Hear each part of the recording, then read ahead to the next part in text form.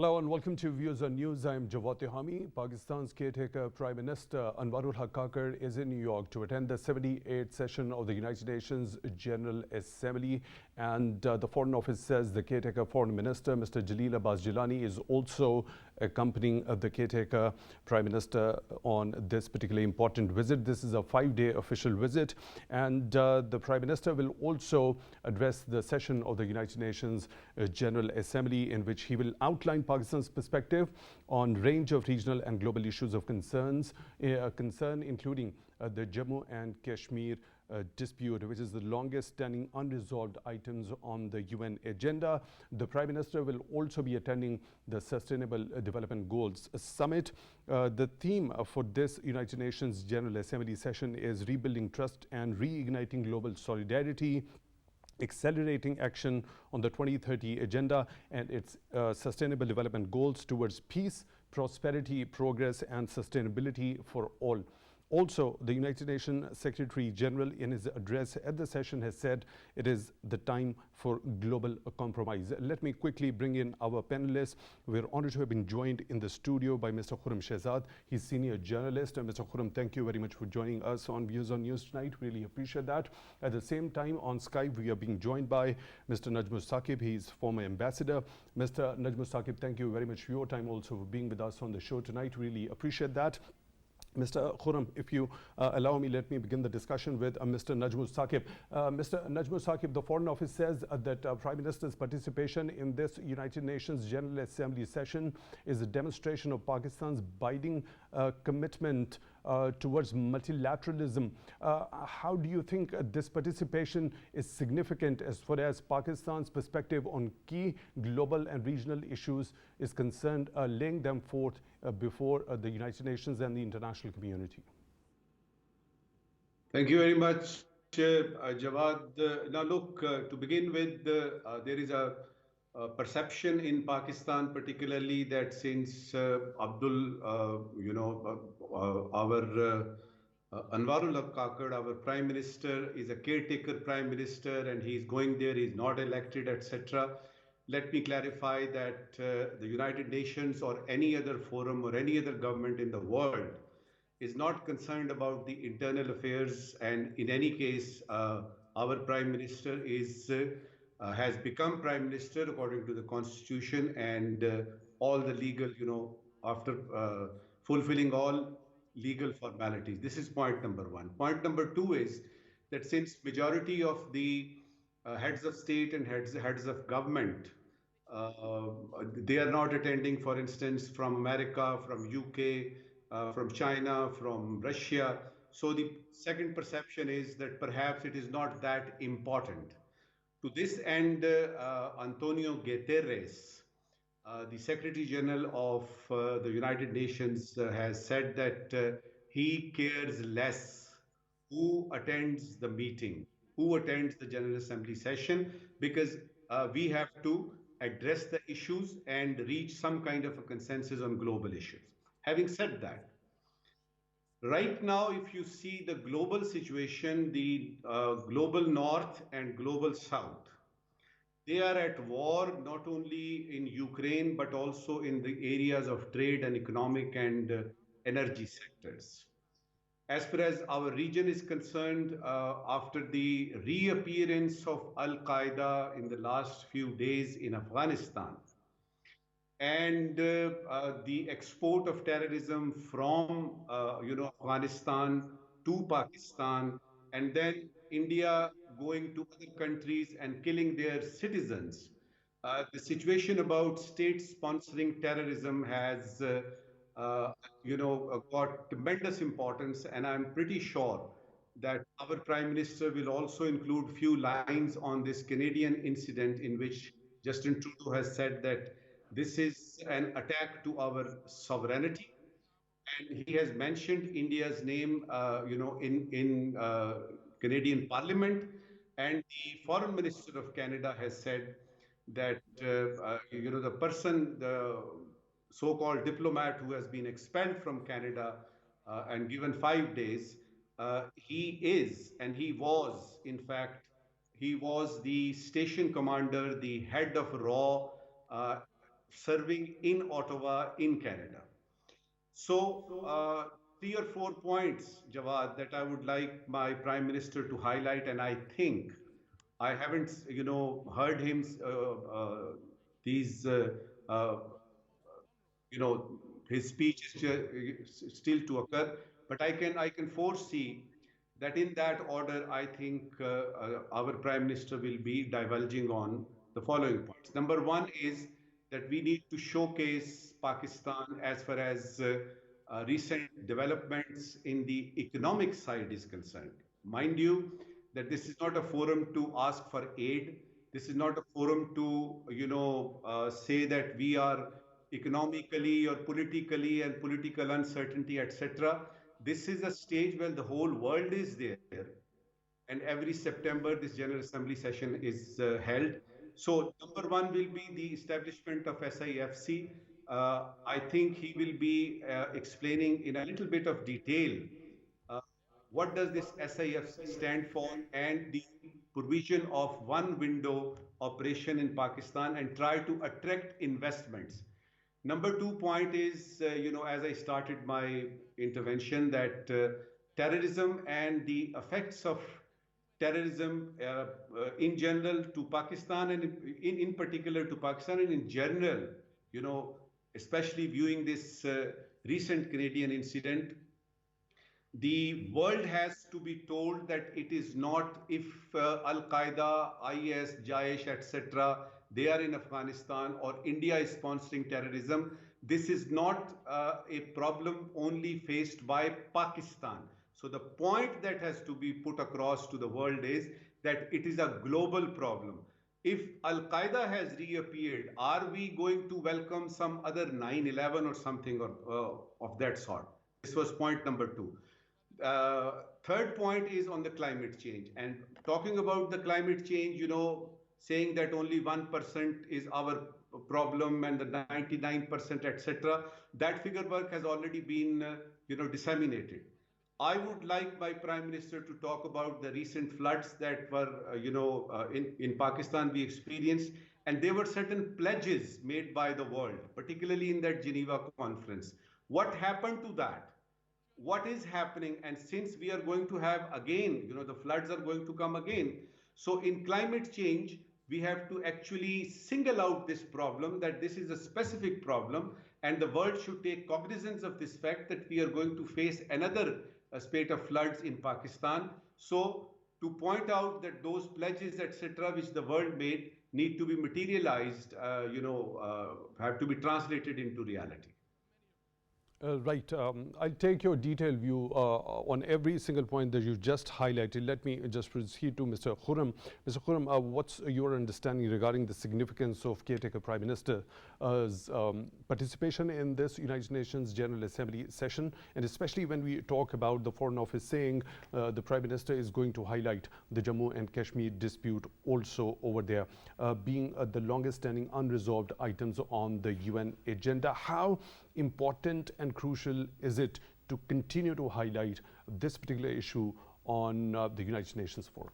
I think Prime Minister Mr. Anwarul Kakar is one of the most luckiest leaders of Pakistan in the recent history, who has gone to the UNGA at a stage on an occasion when he has got a news just today that a global leader in the world, Canada, has expelled one of the Indian diplomats on the charges that the India is spreading terrorism in Canada, and they have killed some Canadian citizen inside Canada, and they alleged that the Indian intelligence outfit RAW is directly involved actually in this killing.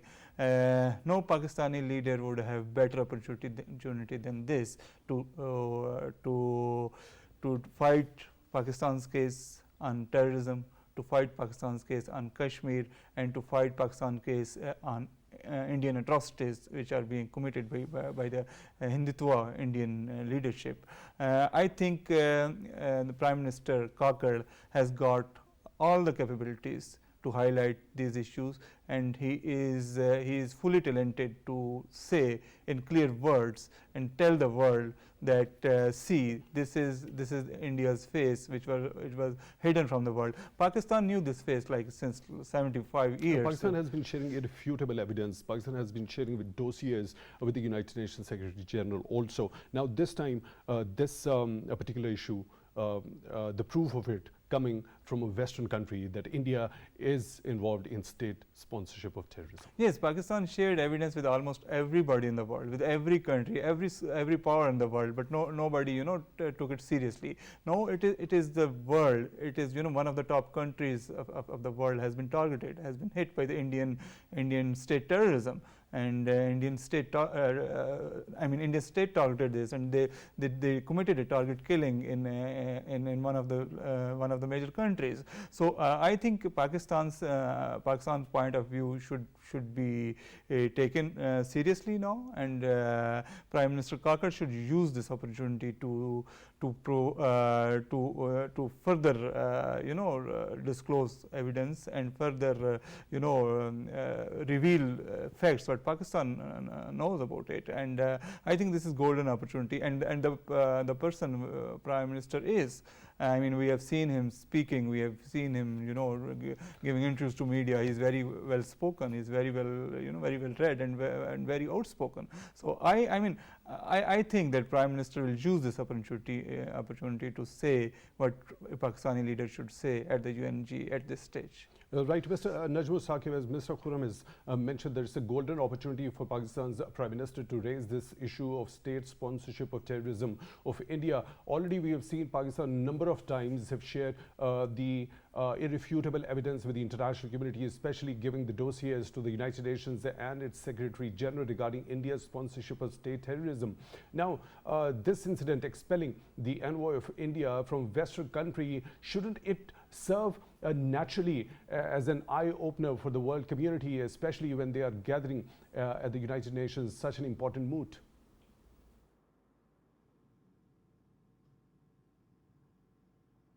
You're asking me? Mr. Najm, Saqib, yes. Please go ahead. Oh, okay. So before I address that very important question, let me just say that there are certain items in our General Assembly speech of the Prime Minister for years. Of course, the illegally occupied Jammu and Kashmir and its final disposition as per the United Nations Security Council relevant resolution, and highlighting the horrendous human rights violations, extrajudicial killings, and all these horrible human rights violations. They have been and it will be, highlighted. As you asked that, the thing is that the world actually knows that it is still a disputed territory. The world knows that India is, the hegemonistic and the oppressive state in this regard. The world knows that Pakistan has a legal, historical, and coming from United Nations also, we have a standpoint. Now, to your question, I think the world has to now recognize that the dossiers that we presented to the world, to the United Nations itself, to various key countries of the world, that look, this is what India is doing, and I mentioned the name of Kulbhushan Yadav also. Then before that, if you go a little before, then the EU Disinfo Lab, and that was not created or propagated or made by Pakistan. It was EU.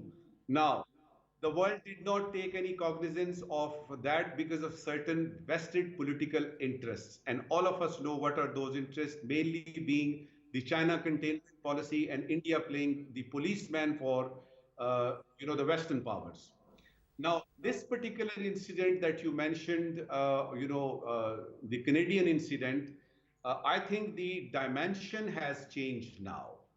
The direction is changed now. I don't, see that the NATO planes or jets will be flying towards New Delhi and bombarding New Delhi. This does not happen.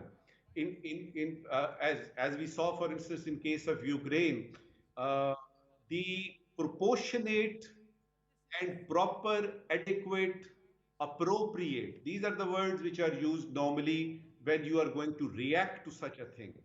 But the mere fact that after the diplomatic embarrassment of G20 and various details, about that rotatory meeting in which India said that, oh, we are the host. Oh, Baba, you are, one of the members, and it was your turn to host it. What is, the big deal in it? Or saying that we are going to change the name of India to Bharat, as if changing the name will change the entire poverty and the uh, terrorism, etc., from the surface of India. So India, I think, is overestimating itself.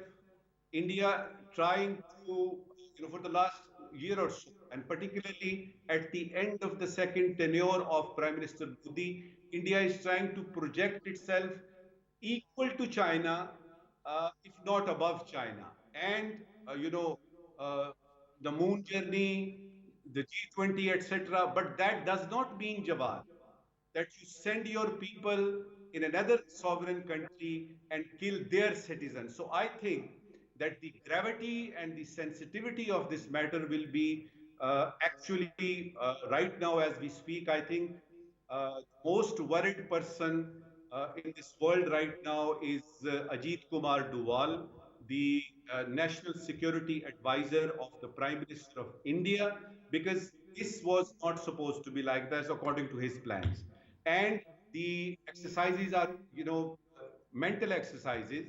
How to react to this thing is being done in West, and I presume that not only the diplomatic relations between Canada and India will remain, strained for a long period of time, the trade relations, the economic relations, and all the Indians who are there, overseas expat of India living in Canada, they are going to face the brunt, face the music of this. And a united response from the West, particularly from the United States of America and UK and France, all these countries, I am expecting, some kind of a serious response to this, because after Canada, Jawad, it could be America, it could be UK, it could be any other Western countries, and they are, Saqib, that is they exactly calculate the it in point. 20 years, 25 years, so they are thinking.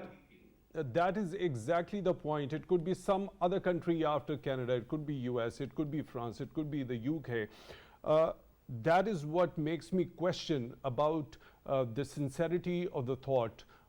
Has the time for introspection for the Western major powers has finally come, that they didn't pay due attention to the concerns which have been repeatedly and continuously been raised by Pakistan a number of times.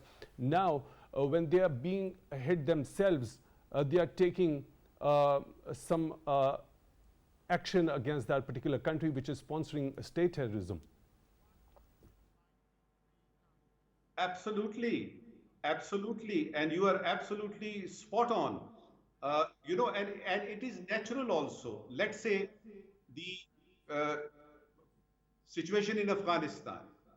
Do you think that Nicaragua or Cuba or, for that matter, Argentina and Brazil will be affected by this? They don't even know that a country called Afghanistan exists because it doesn't concern them. Similarly, overlooking India's overtures, particularly in the last two tenures of PM Modi, they have been overlooking. Now, the nail has hit their head. Of course, it is obvious that they are going to take not only cognizance of the serious, situation, but also, react to it, because, as you have very rightly said, that it could be any other country for that matter. And to send somebody from RAW, an intelligence agency, in the garb of a diplomat, and then going there and actually planning and executing that plan. One important thing I must clarify here: people are seeing a Sikh leader being killed. Please note that he was a Sikh, all right, but the Prime Minister of Canada has said that a Canadian citizen has been assassinated. This is very, very serious. This is not relating to Khalistan movement or the Sikhs.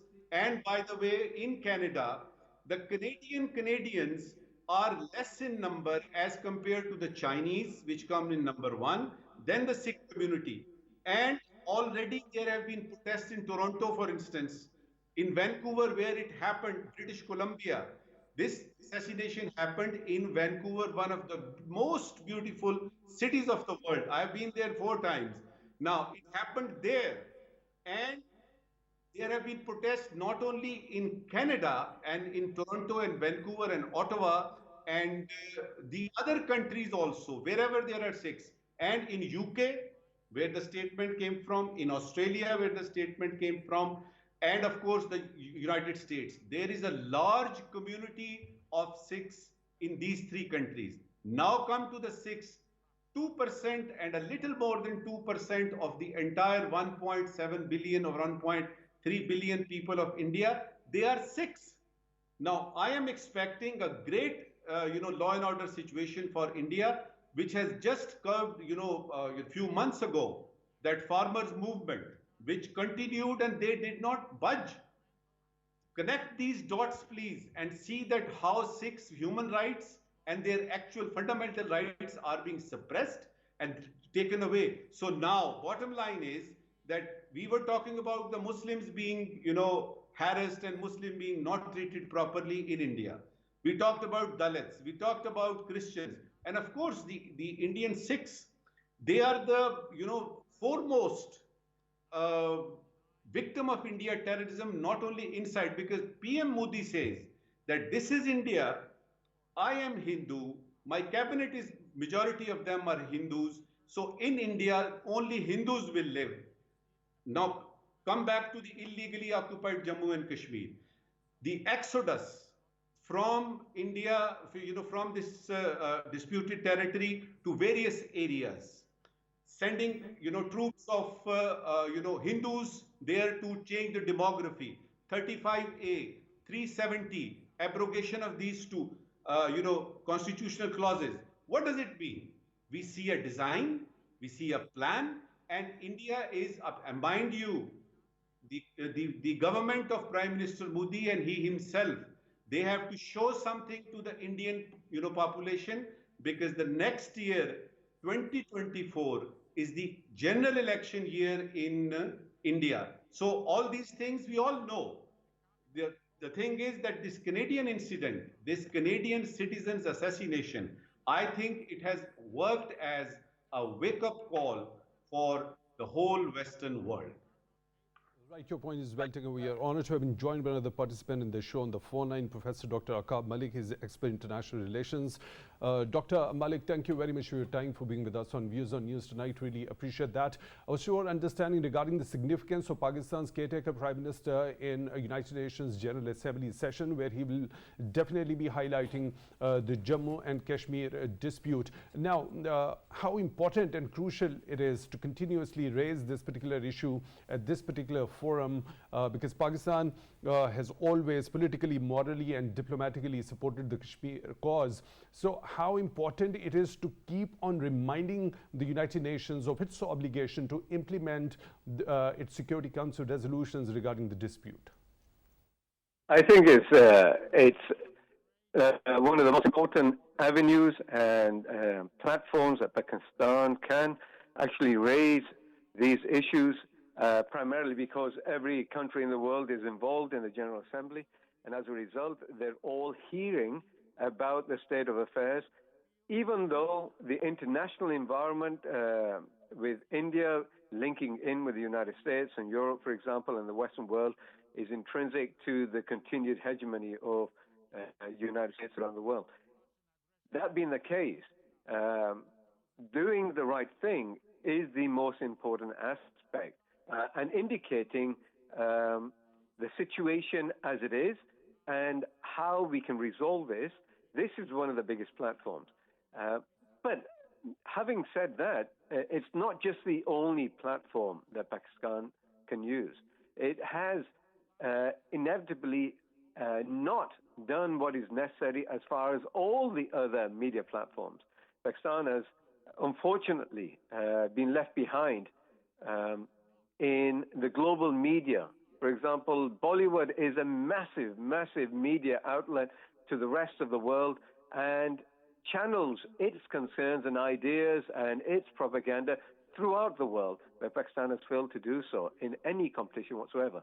It's not just raising concerns to the statespeople and the people and the states and the stakeholders in international affairs, primarily because they are concerned with their own country's affairs and linkages with the large nations, and they may not recognize or even want to recognize Pakistan's concerns, primarily because of the state of affairs, the realist approach that they generally take. And as a result, if Pakistan wishes to succeed, it must, beyond all means, propagate its message on all platforms, not just this one single platform. Pakistan should utilize all means to propagate its concerns. But when we talk about the United Nations itself, don't you think it happens to be the responsibility of the United Nations to take the lead for the implementation of its Security Council resolutions regarding the longest lingering dispute on its agenda when it comes to the dispute in Indian illegally occupied Jammu and Kashmir? For sure. And I think beyond any means and beyond any reason, this is one of the failings of the United Nations in this respect. But you also have to recognize the world is not governed by the United Nations. United Nations General Assembly is just a meeting of the countries getting together on a platform. But the United Nations has no real power. The power is held in the hands of the larger nations who dictate the terms of revenue and dictate the terms of economic enterprise and how things are done politically and strategically, geostrategically around the world. The competition between the larger nations is what governs what happens in the world and what influence they have on it. For example, the United States, which is a founder of the current global economic and political system and the geopolitical environment, is in competition with the Chinese right now, for example. That influence that China is increasing in the world is what is going to change the world. The United Nations is a group of nations that have been formed on a platform in 1945 and beyond, on that basis, which really doesn't signify or mirror what is happening right now. So is it really a platform that we must engage on continuously and put all the efforts into, where there are multiple other platforms that we can engage in? I must ask this about Dr. Malik, what about the United Nations Security Council resolutions regarding this particular dispute? Don't you think the Security Council resolutions have a binding effect on the parties concerned? Of course. But the world has changed, has it not? The world has changed, and power differentials, the movement of power towards the east, the rise of power and increasing power of BRICS now, for example, the BRICS nations, which has expanded and more or less doubled, and that will increasingly expand further. That is economic power that dictates what happens in the world, and strategic power. United Nations is a platform, but it's not utilized to that extent anymore. And maybe there is a current debate that's been going on for even a decade and more. Is it any longer significant? And is the structure of the Security Council any longer significant given the diffusion of power to different nations around the world? This is what the interest is of different nations. If they no longer have significant power in that respect, then we have to look at alternative means of power and propagate the message there. I think we're failing to understand that this has failed us for a long time and from the beginning. And going after a dead horse doesn't work anymore.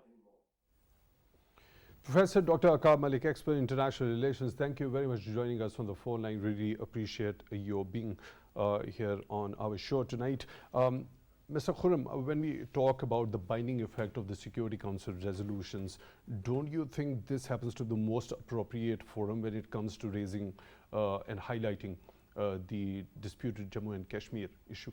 Yes, it is, and Pakistan has been highlighting this for long. I mean, as long as this Jammu and Kashmir issue was there, Pakistan has been highlighting this. But unfortunately, the UNGA has failed to implement its own resolutions. The United Nations passed its resolutions, and then they forgot about this. So Pakistan has been pursuing them. Pakistan has been trying to get those resolutions implemented. In the past, Pakistan has been contacting other world powers and influential countries to get the UN get implemented on its own resolutions. But unfortunately, the UN failed itself.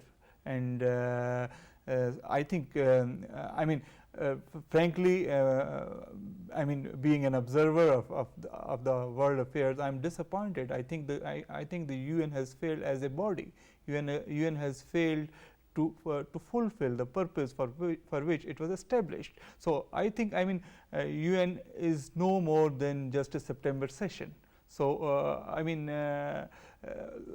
the world leaders, the international community, if they want but there exists an implementation mechanism of the United Nations Security Council resolutions, isn't it there? I think it was there in the beginning. I mean, when just take this Kashmir resolution. I mean, they passed it in 1949, and then there were several commissions established to oversee the process and get the matter ahead. But then India used the delaying affairs, and they just influenced the UN not to implement that. So there were bodies. There is human rights body in the UN. Then there is Security Council in the UN. Then there are other regional bodies. But ultimately none has succeeded. So overall the organization has failed. Right, Mr. Khurram, talking specifically about this Canadian incident now, since Pakistan has been sharing with the international community the irrefutable evidence. Now, since this particular incident has hit a Western nation itself, right, and that Western nation reacting very strongly regarding that, has the time come for them to finally introspect that when some other country had been affected for such a long time of India's state sponsorship of terrorism, they must acknowledge that one also, and also ask that country to be held accountable who had been sponsoring that state-sponsored terrorism in its neighboring country for years? If not now, then when will they realize to look around and to see what the truth is, and how they should deal it? I mean, as I have said earlier, Canada is not just a third world country. It is a neighbor of the US, and as you mentioned and other experts mentioned, if Canada is today, tomorrow it can be US, tomorrow it can be UK, tomorrow it can be European Union. So I think this is the time to wake up. And this is the time to address the issue. This is a known fact that India is a state terrorist. India is a terrorist state and is spread terrorism around the world. Previously, we have seen that they had created so many fake newspapers and news organizations and media outlets through which they used to spread fake propaganda. And now this has been established that they commit terrorism around the world. They have been committing terrorism in Pakistan. They have committed terrorism in Canada, and they have been spreading terrorism in other countries as well. So I mean, we know that there is a Afghan issue in our region. We know what TTP is, and we know who is involved in Balochistan. Pakistan has been putting dossiers everywhere at every forum. Pakistan has caught this Kulbhushan Yadav.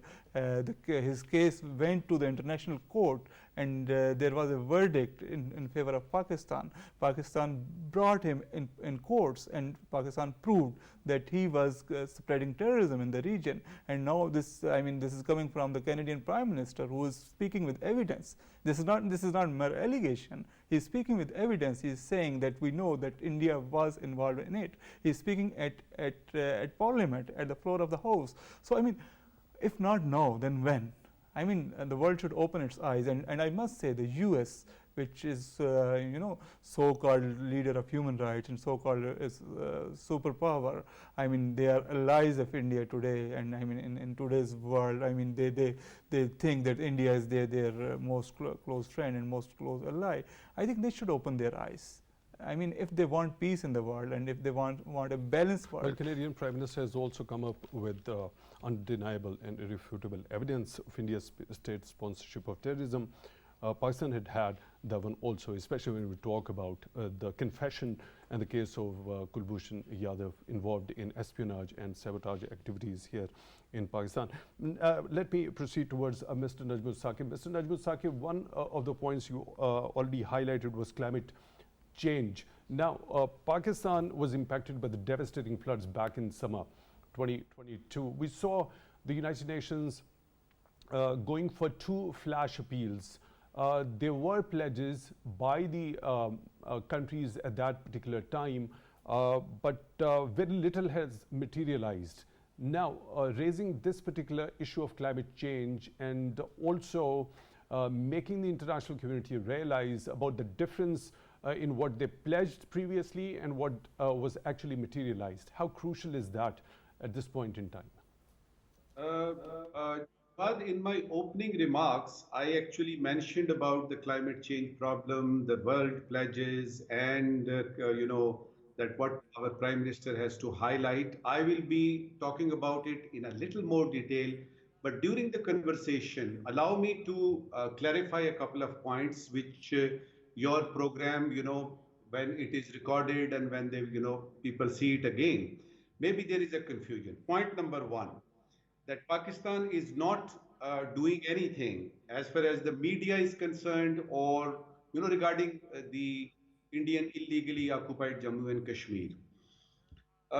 You should not compare, Pakistani embassies abroad to the embassies of India because they are a rich country. As such, we are short of resources. But I can assure you that your diplomats all over, the mere fact that this issue is still alive, this issue is still on the agenda of the United Nations Security Council and as a whole, the UNO. The mere fact that the whole world, even after 5th of August 2019, actions of India, when India thought that this Kashmir, problem is done and dusted and it's gone.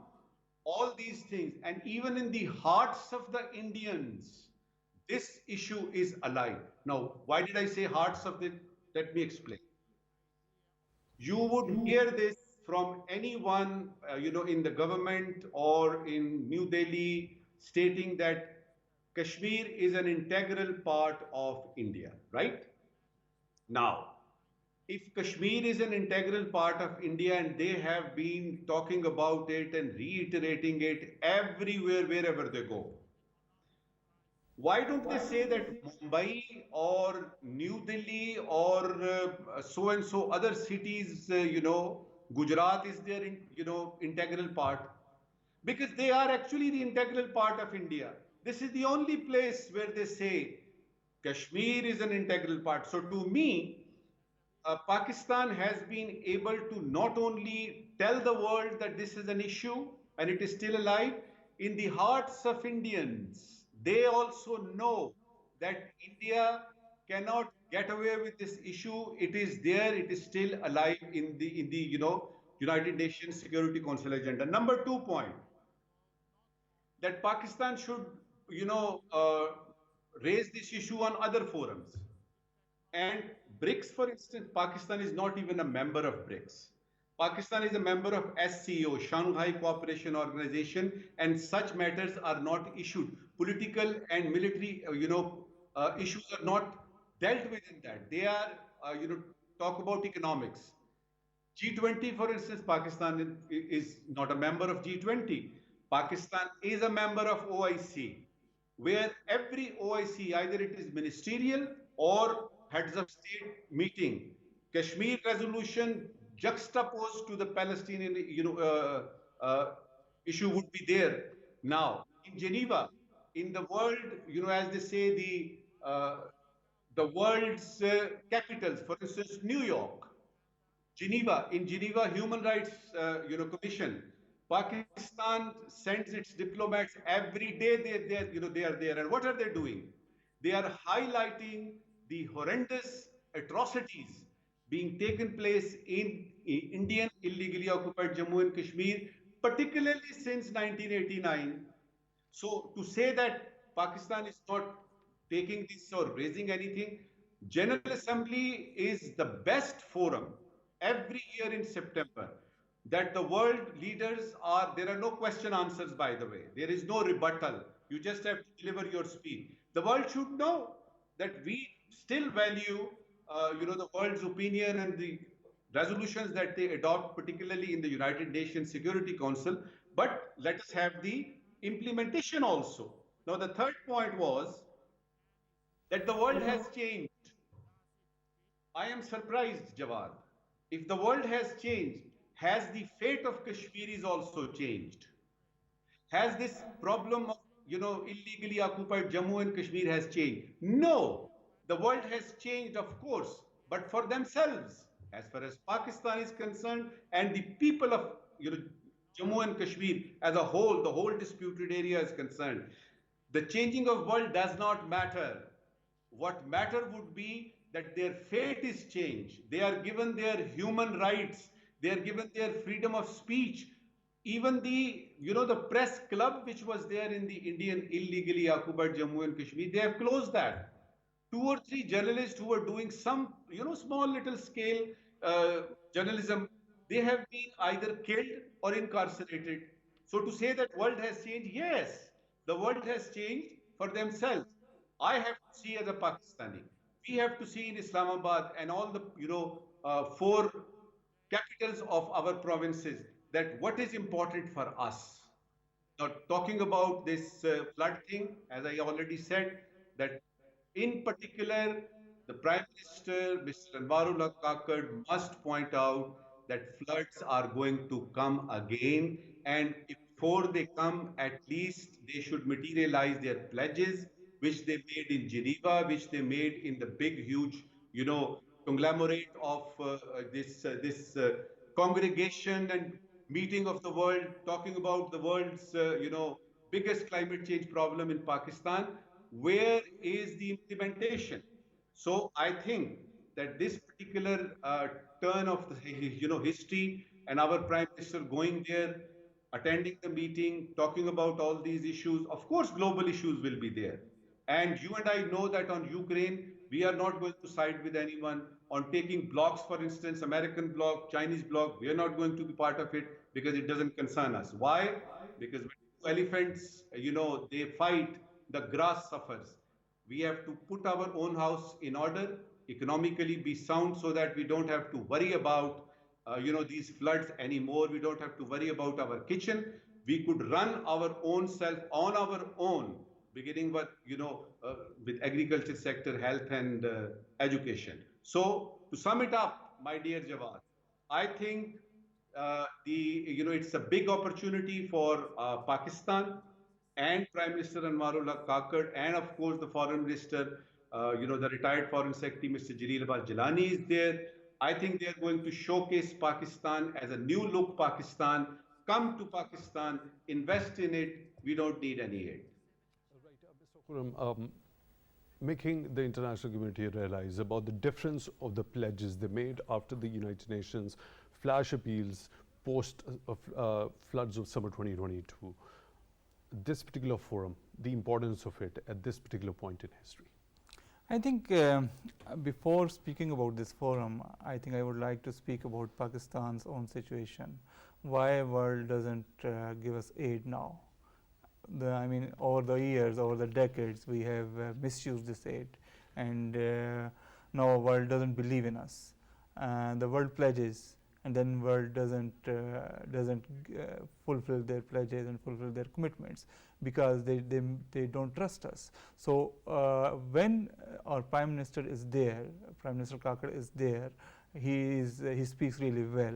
he should of course raise this point. He should ask the people, ask the donors who committed their support for the flood victims and flooded areas of Pakistan to fulfill their commitments. At the same time, he should assure them that the past is past, and now we have mechanism. We won't misuse this aid. We will utilize this aid for the purpose for which you are giving us this for aid. the humanitarian purposes and also to build the internal capacity. Now, talking and secondly, about sorry, I mean, I would like to also say that they should also ask the world to give us some sort of infrastructure to stop these floods, to fight the climate change, to be more resilient, because Pakistan is one of the worst hit countries of climate change. So besides getting aid for the victims and for the sufferers, we should also get some sort of infrastructure, like I mean, if we are going to build dams to stop these floods, if we are going to use other methods to stop this flood water, I mean, we should talk to world to fight these things, and we should go for a permanent solution instead of just a today's solution. Right, Mr. Khurram Shahzad, senior journalist, thank you very much for taking time out for Views on News tonight. Really appreciate that. On Skype, we were joined by Mr. Najm, Saqib, former ambassador. Mr. Najm, Saqib, thank you very much once again for joining us on Views on News tonight. Really appreciate your participation. With that, we come to the end of today's show. Till the next one, take good care of yourselves, and thank you for watching.